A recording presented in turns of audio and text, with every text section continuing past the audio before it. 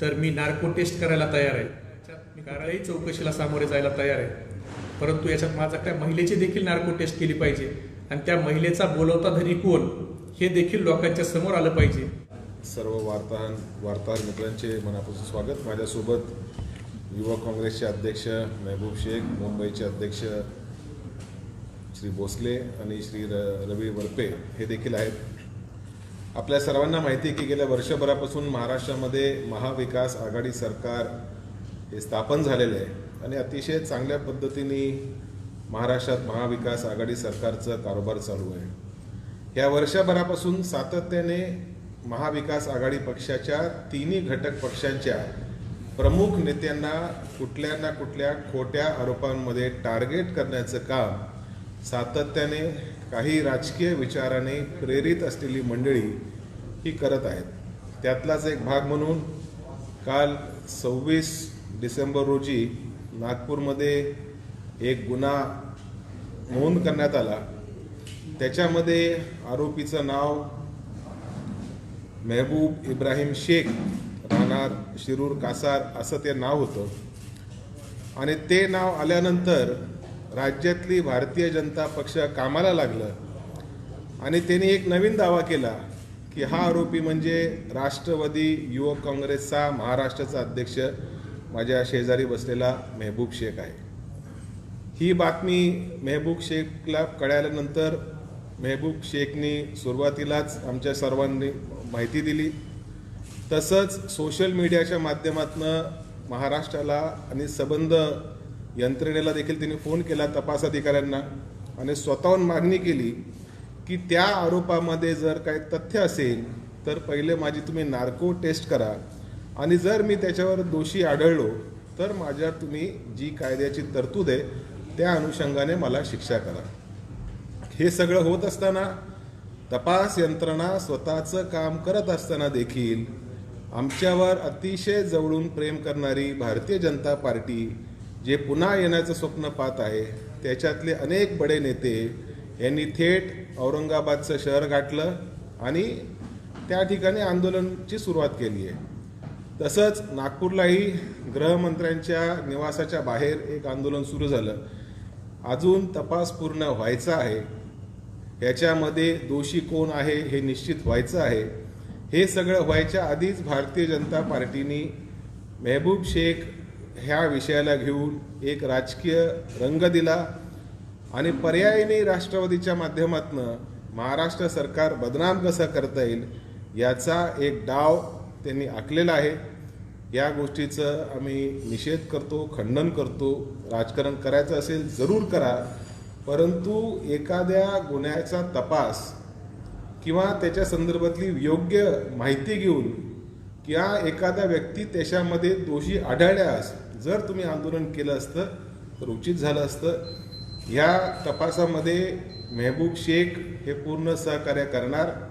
योग्य वेळेला जसं तपास यंत्रणा त्याला बोलवतील त्या ठिकाणी ते जातील आणि आमची सर्वांची अशी खात्री आहे की ह्या संबंध प्रकरणामध्ये काहीतरी राजकीय षडयंत्र म्हणून महबूब शेख यांना अटकवण्याचा प्रयत्न करण्यात आलेला आहे. मी महबूबला माईक देतो, त्यांना जर एखादं काय बोलायचं असेल ते बोलतील.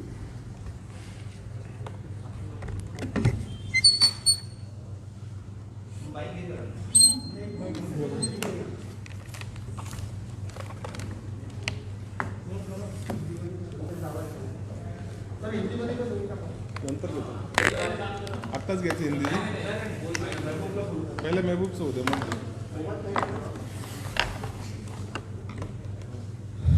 26 तारखेला औरंगाबाद येथे महबूब इब्राहिम शेख या नावानं सिडको पोलीस स्टेशनला गुन्हा दाखल झाल्याची माहिती मला रविवारी माझ्या रात्री एक पत्रकार मित्राने दिली आणि त्याच्यावर शेख महबूब इब्राहिम, राहणार शिरूर कासार, जिल्हा बीड असा उल्लेख होता.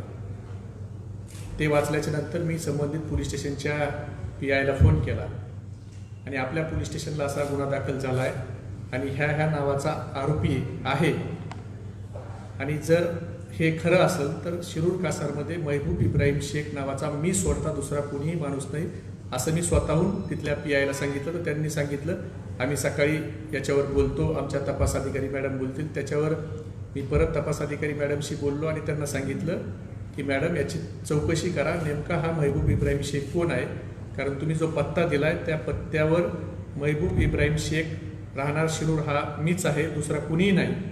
आणि ज्या महिलेंनी हा आरोप केला आहे त्या महिलेला मी माझ्या आयुष्यात काळं का गोरं पाहिलं नाही, त्यांच्याशी मी कधी फोनवर बोललो नाही.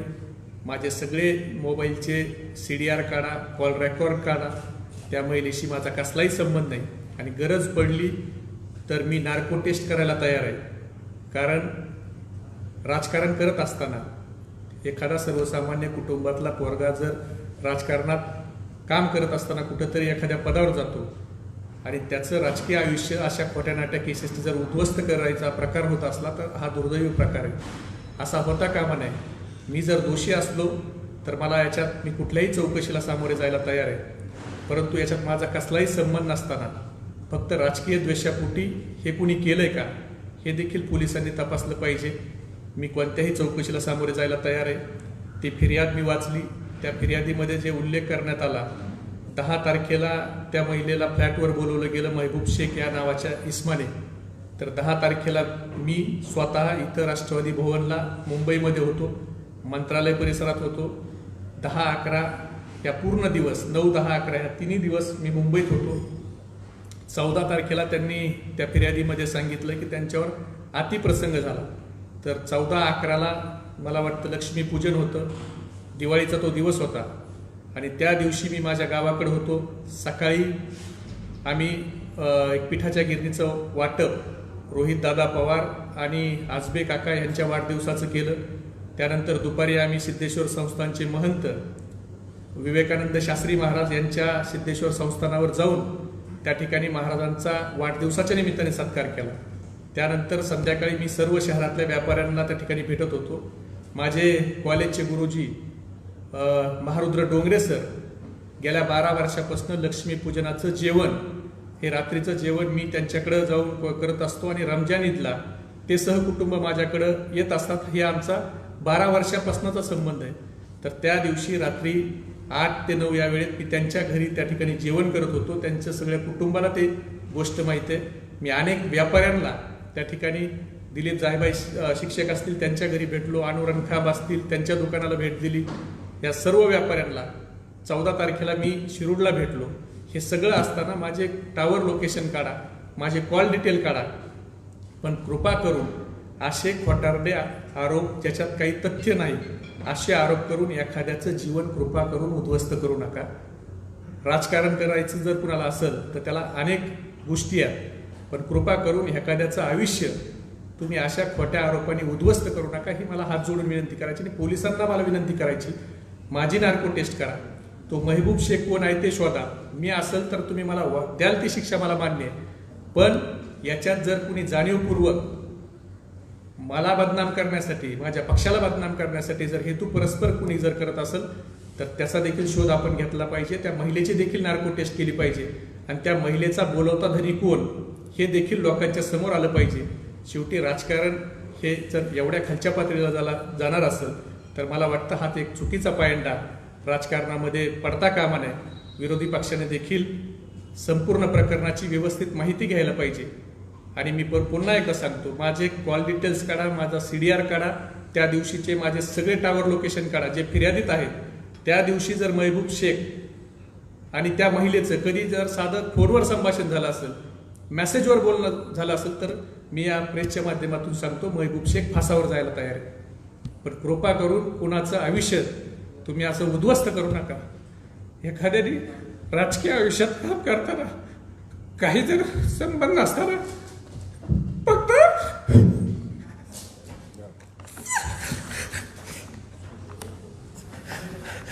पाणी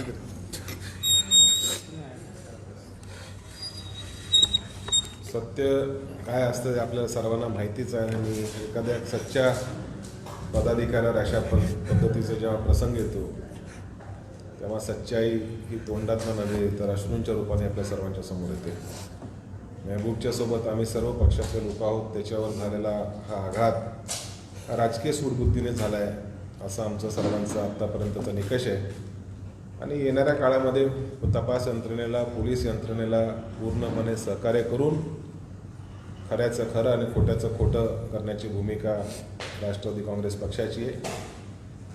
हा जर गुन्हा खोटा असेल, जाणून बुजून पक्षाला, सरकारला बदनाम करण्यासाठी आणि मेहबूबसारख्या एका अल्पसंख्याक समाजातल्या तरुणाला राजकारणात रोखण्यासाठी हा जर षड्यंत्र असेल तर त्याच्या संदर्भात देखील योग्य खबरदारी पक्ष म्हणून आम्ही घेऊ.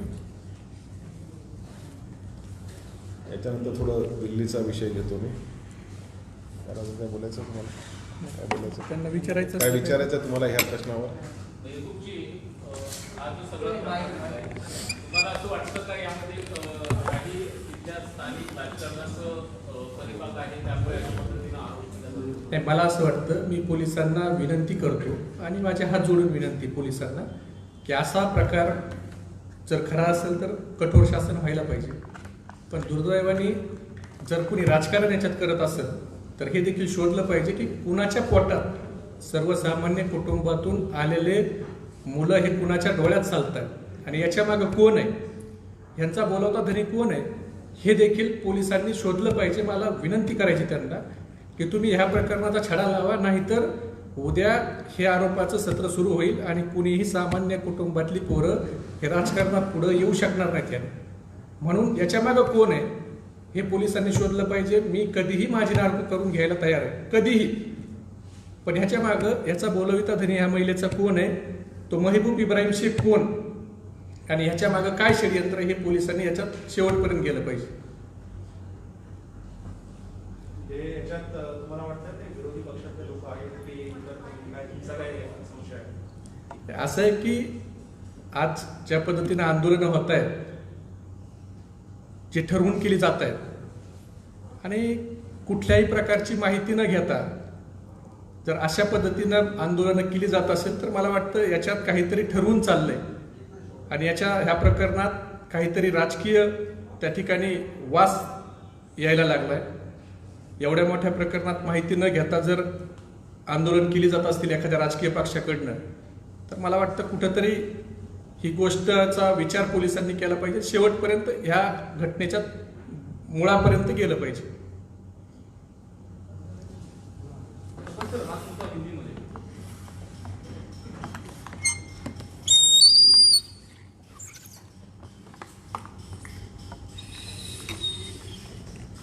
पिछले 1 साल से महाराष्ट्र में महाविकास आघाड़ी की सरकार है और 3 पार्टी की ये सरकार अपना काम बहुत अच्छे से कर रही है और कुछ ऐसे राजनेता हैं जो इन तीनों पक्ष के अलग अलग नेताओं को बदनाम करने के षड्यंत्र पिछले साल भर से रच रहे हैं. आज मतलब पिछले 26 दिसंबर को औरंगाबाद में एक गुनाह की नोंद हुई. उसके अंदर मेहबूब इब्राहिम शेख इस नाम के व्यक्ति के ऊपर एक गुनाह दाखिल किया गया और आज पूरी भारतीय जनता पार्टी बिना छानबीन किए वो महबूब शेख, ये राष्ट्रवादी यूथ कांग्रेस का महबूब शेख है, इस प्रकार का आंदोलन पूरे महाराष्ट्र में, औरंगाबाद में और गृह मंत्री जी के घर के सामने उन्होंने किया. ये एक सोची समझी साजिश ये राष्ट्रवादी कांग्रेस पार्टी को और महाविकास आघाड़ी सरकार को बदनाम करने की एक सोची समझी साजिश भारतीय जनता पार्टी की तरफ से की गई है. फिरियाद के अंदर जिस महबूब शेख का नाम लिखा है, अगर वो महबूब शेख राष्ट्रवादी यूथ कांग्रेस का महबूब शेख है तो पूरी तरह से प्रशासन अपना काम करे. प्रशासन इनके कॉल रिकॉर्ड्स का डिटेल निकाले, प्रशासन इनकी नार्को टेस्ट कराए और जो सत्य है वो समाज के सामने और जनता के सामने रखे. लेकिन इस फिरियाद में जिस प्रकार से लिखा गया और वो महबूब शेख अगर मेरे बगल में बैठे हुए राष्ट्रवादी यूथ कांग्रेस के महबूब शेख नहीं है तो इनको बदनाम करने के लिए जो घिनौना षड्यंत्र भारतीय जनता पार्टी ने रचा है उस चीज़ का हम निषेध करते हैं और खंडन करते हैं. पिछले 35 दिनों से दिल्ली की सीमा पर देश के लाखों किसान देश की सरकार के सामने एक मांग रख रहे हैं कि संसद के सत्र के समय जो कृषि कानून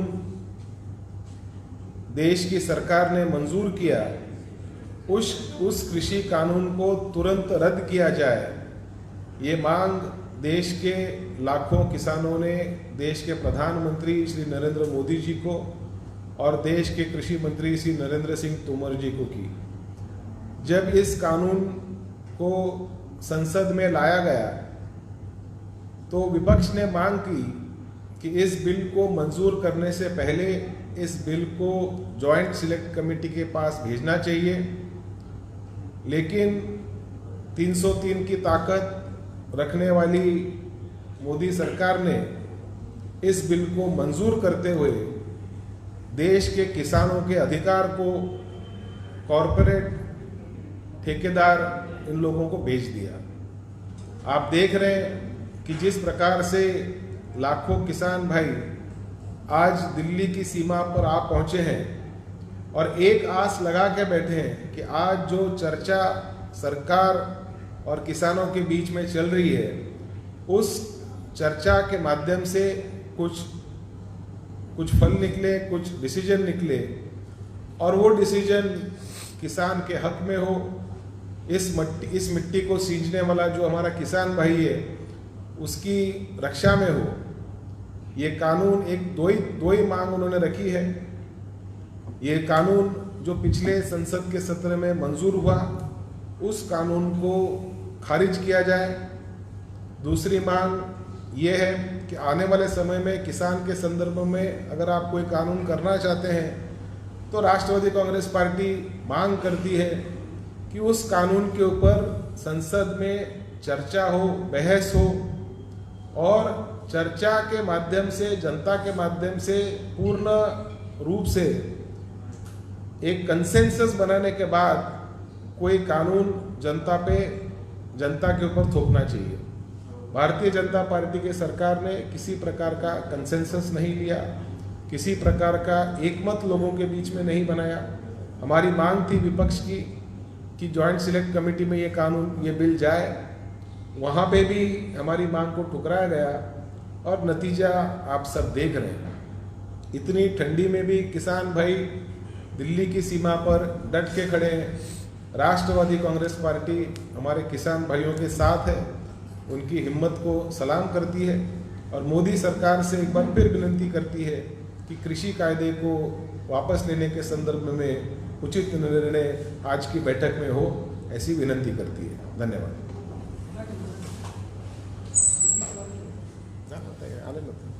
ताजे अपडेट मिळवण्यासाठी उस्मानाबाद न्यूजला सबस्क्राईब करा आणि बेल आयकॉन प्रेस करण्यास विसरू नका।